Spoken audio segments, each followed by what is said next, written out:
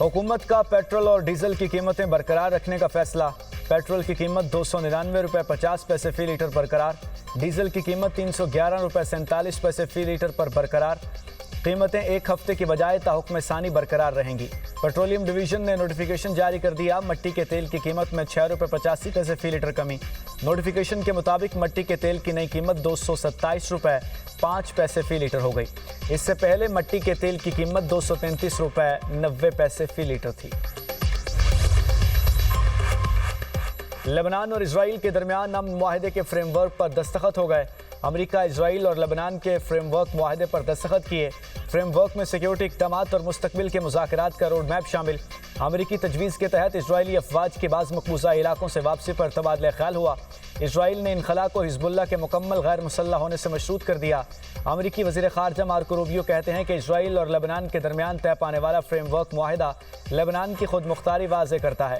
معاہدہ حزب اللہ کو غیر مسلح کرنے اور اس کے بنیادی ڈھانچے کو ختم کرنے کے لیے طریقہ کار فراہم کرتا ہے۔ معاہدے کے تحت اسرائیل اپنے شہریوں کو لاحق خطرات کے خاتمے کے بعد اپنی سرحدوں پر واپس جا سکے گا۔ لبنان کے لیے امریکہ کی سہولت کاری میں ایک 100 فریقی فوجی رابطہ گروپ بنایا جائے گا۔ لبنانی وزیر اعظم نے کہا کہ فریم ورک معاہدے کے تحت لبنان کی ذمہ داری ملک بھر میں ریاستی عملداری قائم کرنا ہے۔ فریم ورک معاہدے کا مقصد اسرائیلی افواج کا لبنان کے تمام علاقوں سے انخلا یقینی بنانا ہے۔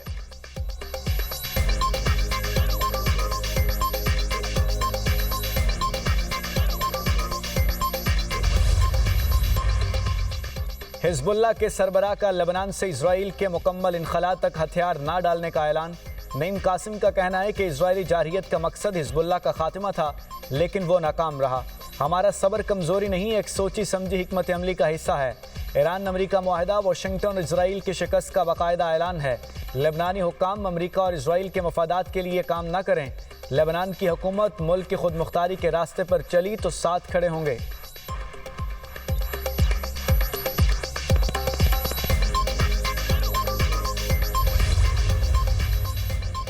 آبنہ ہرمز میں تنازعات کی روک تھام کے لیے ایران اور امریکہ کے درمیان رابطہ چینل قائم۔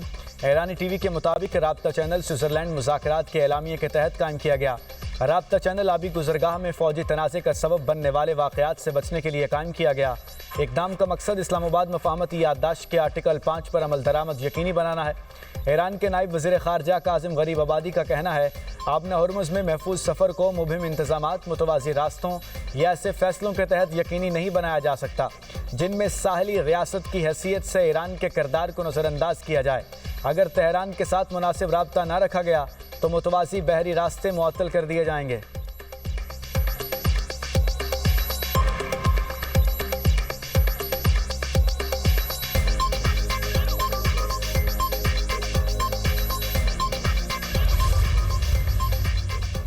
آبنہ ہرمز میں ٹول ناقابل قبول، امریکہ اور خلیجی ممالک نے آبنہ ہرمز میں بلا رکاوٹ بحری نقل و حرکت کو علاقائی اور عالمی سلامتی کے لیے ناگزیر قرار دے دیا۔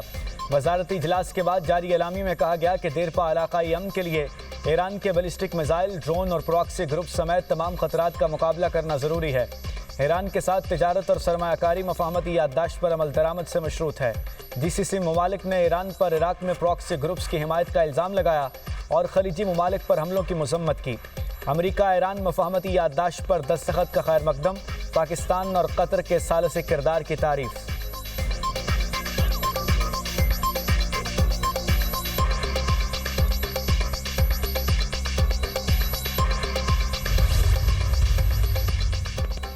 امریکہ اور خلیج تعاون کونسل کا اعلامیہ مسترد۔ ایرانی وزارت خارجہ کا کہنا ہے کہ اعلامیہ غیر ذمہ دارانہ اور اشتعال انگیز ہے۔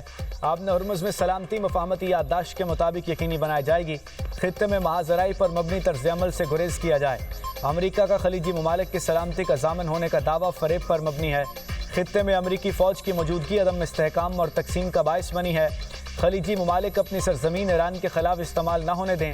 خلیجی ممالک امریکہ کا ساتھ دینے کی بجائے ایران کا ساتھ دیں۔ خلیجی ممالک خطے کو ایٹمی ہتھیاروں سے پاک بنانے کے اقدامات کی حمایت کریں۔ ترجمان ایرانی وزارت خارجہ اسماعیل بقائی نے کہا، ایران کو اپنے دفاع کا فطری اور قانونی حق حاصل ہے۔ امریکہ اور اسرائیل کی کارروائیوں پر خلیجی ممالک کو بھی جواب دہ ہونا چاہیے۔ ایران کی دفاعی صلاحیتیں قومی سلامتی اور خطے کے استحکام کی ضامن ہیں۔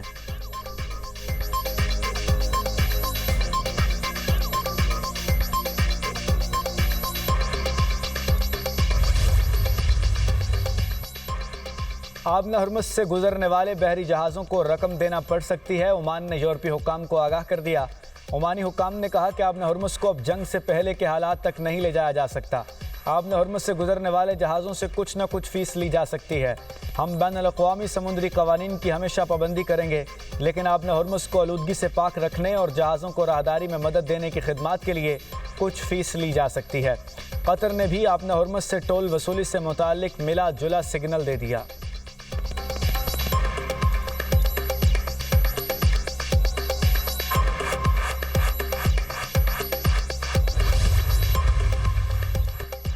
ایران نے آبِ ہرمز سے گزرنے والے جہازوں پر 4 ڈرون حملے کیے۔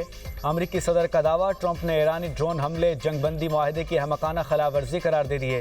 ایک بیان میں کہا کہ ایران کا ایک ڈرون کارگو جہاز سے ٹکرایا۔ امریکی فورسز نے ایران کے 3 ڈرون مار گرائے۔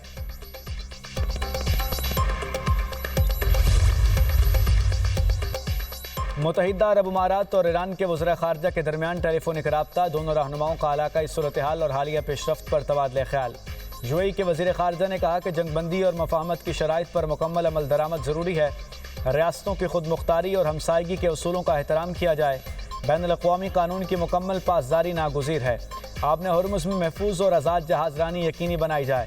امریکہ ایران مذاکرات کے مثبت نتائج کی امید ہے۔ پائیدار امن اور علاقائی استحکام مذاکرات سے ہی ممکن ہے۔ سنجیدہ سفارتکاری اور ذمہ دارانہ مکالمہ بحرانوں کا بہترین حل ہے۔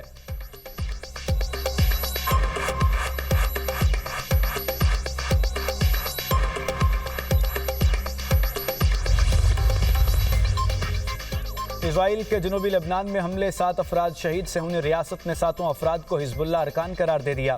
سیکیورٹی زون کے قریب ہتھیار منتقل کرنے کی کوشش کا دعویٰ، اسرائیلی فوج کے فضا سے پمفلٹ گرا کر عوام کو مختلف علاقے خالی کرنے کا حکم۔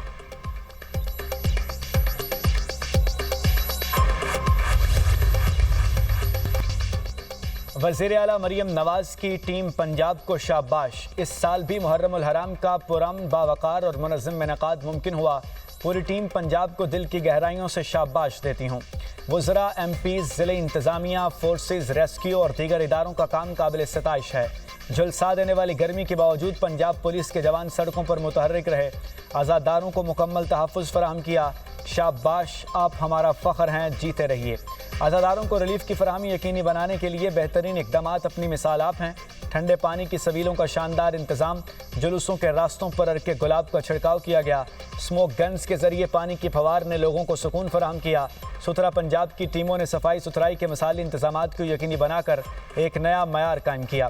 تمام اداروں کا باہمی تعاون اور ٹیم ورک ہم سب کے لیے باعث فخر ہے۔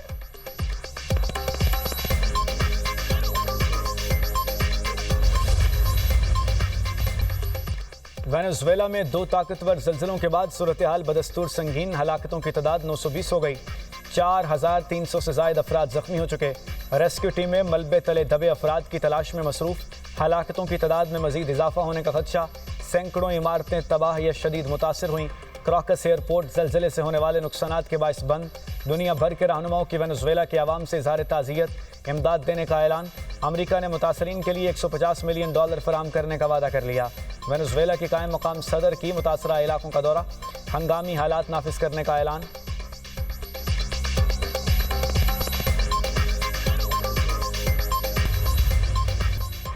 آئندہ 12 گھنٹوں کے دوران ملک بھر میں گرج چمک کے ساتھ بارشوں کا امکان۔ این ڈی ایم اے نے موسمی صورتحال پر الرٹ جاری کر دیا۔ تیز ہواؤں سے کمزور انفراسٹرکچر اور سڑکوں پر پھسلن کا خطرہ، شہریوں کو احتیاطی تدابیر اختیار کرنے کی ہدایت۔ آزاد کشمیر کے اضلاع مظفر آباد، وادی نیلم اور میرپور میں گرج چمک کے ساتھ بارش کا امکان۔ سوابی شہر اور گرد و نواح میں موسلادھار بارش سے موسم خوشگوار ہو گیا۔